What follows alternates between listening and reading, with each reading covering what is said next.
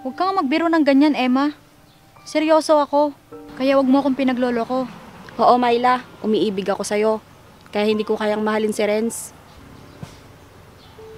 Oo, isa akong babae. Pero may puso akong lalaki. Ano ka ba naman, Emma? Noon pa man, sa babae na ako nagkakagusto. Kaso hindi kita kayang mahalin. Dahil may gusto akong ibang lalaki. Si Renz ba, Myla? Paano mo nalaman, Emma?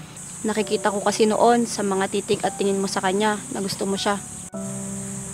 Pero ibang gusto niya. Ikaw ang gusto niya, Emma. Ano ba naman yan? Ang gulo ng sitwasyon natin. Pero sana hindi masira ang pagkakaibigan natin, Emma. Sana nga, Myla.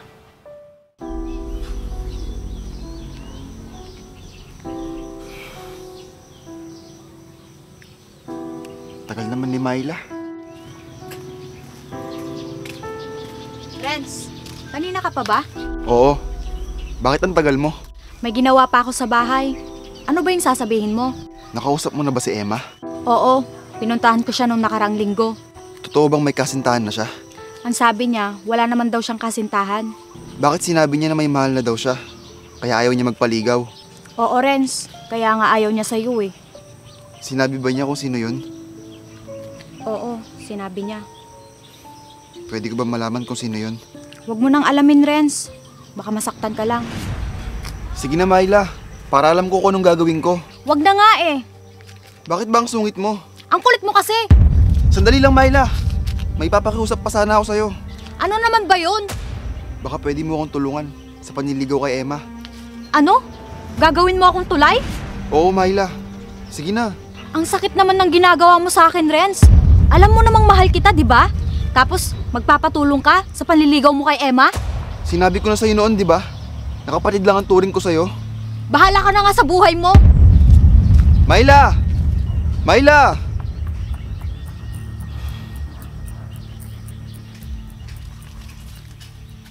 Panahon na siguro para kalimutan ka, Renz. At ibaling sa ibang pagmamahal ko.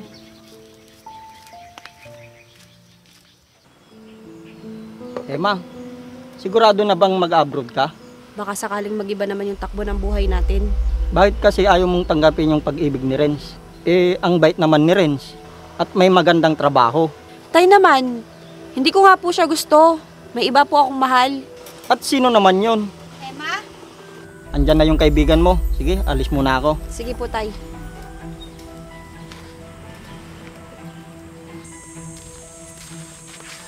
Kamusta ka na, Emma? Ayos lang naman, Myla. Malapit na ang alis mo ah. Oo nga eh. Medyo kinakabahan ako. Paano kaya kung huwag ka nang tumuloy? Dito ka na lang magtrabaho. Gusto ko rin naman umasenso kahit papano. Sa bagay, para makaahon ka sa hirap ng buhay. Siya nga pala. Kamusta na kayo ni Renz?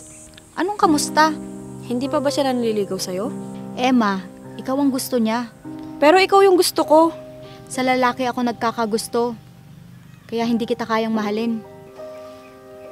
Hayaan mo lang na mahalin kita, Myla. Ibaling mo na lang kay Renz ang pagmamahal mo. Subukan mo lang. Hindi ka ba masasaktan, Myla? Hindi ko ipipilit ang sarili ko sa taong ayaw sa akin. Sana ganun rin ang gawin mo, Emma. Sige, pag-iisipan ko yan. Siya nga pala, Emma. Kailan ang alis mo? Sa susunod na linggo na. Ihatid mo ako ah. Siyempre naman, kaibigan kita eh. Kaibigan talaga?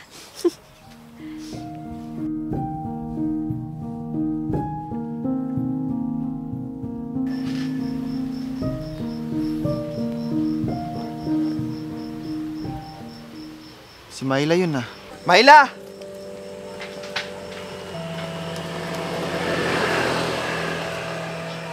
O Renz, anong ginagawa mo dito? Pinasyalan ko kasi yung tatay ni Emma. Ganun ba? Siya na ba yung sinasabi mong kasintahan mo, Myla? Oo, Renz. Brian, si Renz. Kamusta, Brian? Ayos lang. Ikaw pala si Renz. Ano naman ang kinikwento ni Myla sa'yo, Brian? Baka puro pangit naman ang kinikwento niya sa'yo. Nako, hindi ah. Kwento ko lang naman ang lahat na nangyari sa atin nila Emma. Kaya kilalang kilala na kita, Renz. Sinabi rin ba niya na may gusto siya sa akin noon? Oo naman. Walang tinatagong lihim sa akin si Myla. Buti na lang hindi naging tayo.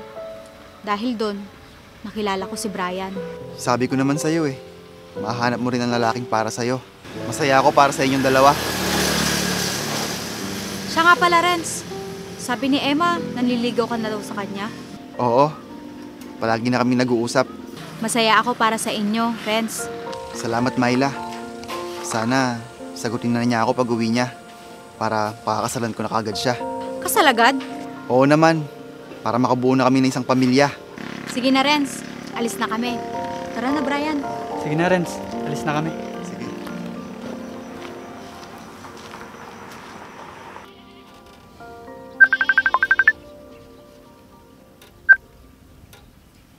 Hello, Emma. Myla, kamusta ka na? Ayos naman. Bakit ka napatawag? Uuwi na pala ako sa susunod na linggo. Talaga? Pumunta ka sa bahay pagdating ko. Siyempre naman. Kukunin ko yung pasalubong ko. Walang problema doon. Isama mo rin yung kasintahan mo para makilala ko. Sige. Sino palang magsusundo sa'yo? Nag-usap na kami ni Renz. Siya daw yung susundo sa akin. Oo nga pala. Nanliligaw pala sa'yo si Renz?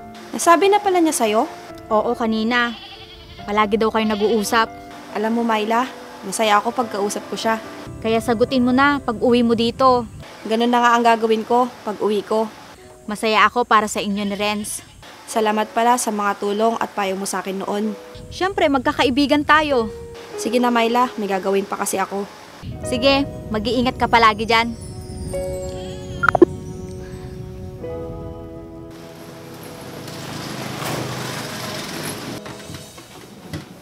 Tay, mano po?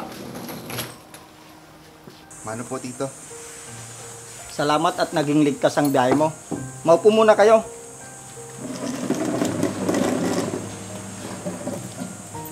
Kamusta po kayo, Tay? Ayos naman anak. Kaso, mahirap palang mag-isa. Hayaan niyo po, Tay. Hindi ko na po kayo iiwan na mag-isa. Opo, Tay. Hindi na po namin kayo iiwan ni Emma. Oh, ba't nakikitatay ka? Dahil magpapakasal na tayo, Emma. Kasal agad. Hindi pa nga kita sinasagot. Bakit? Ayaw mo ba sa akin, Emma? Bakit? Sinabi ko ba? Yun naman pala eh. Kaya magpakasal na tayo. Magpaalam ka muna kay tatay. Wala nang problema kay tatay. Kasi matagal na ako nagpaalam sa kanya. Totoo po ba yun, Tay? Oo anak, laging nagpupunta dito si Renz nung nasa ibang bansa ka. Sabi ko naman sa'yo eh. Ano, Tay? Payag ka ba? Ikaw na ang magdesisyon kung anong gusto mo anak. Ano, Emma? Magpapakasal ka ba sa akin? Oo na, magpapakasal na. Salamat, Emma. Hindi ka magsisisi. Anong nangyayari dito? Myla, kamusta ka na? Mabuti naman, Emma. Siya ba yung kasintahan mo na sinasabi mo sa akin? Gwapo ha. Oo, si Brian. Alam mo naman, iba tayo kung pumili. Pero mas gwapo pa rin si Renz. Hindi naman. Parehas lang kaming gwapo. Tama na nga yan, pumasok na tayo sa loob at magmerienda. Sige po.